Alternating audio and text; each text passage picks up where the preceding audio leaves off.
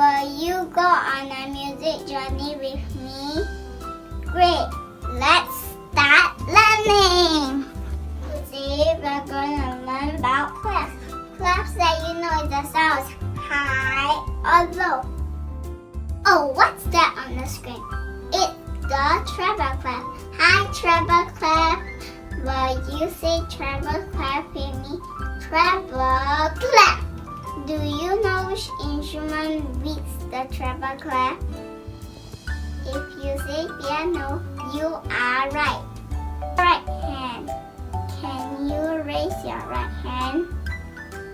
We read the notes above middle C for the treble clef. You know which other instruments read the treble clef?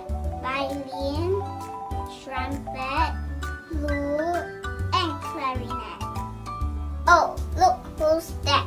It's bass clef. Hello, bass clef. Can you say bass clef with me? Bass clef. Do you know which instrument reads the bass clef?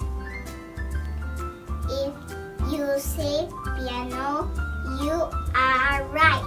For the left hand, can you raise your left hand? We read the notes below middle C for the bass clef.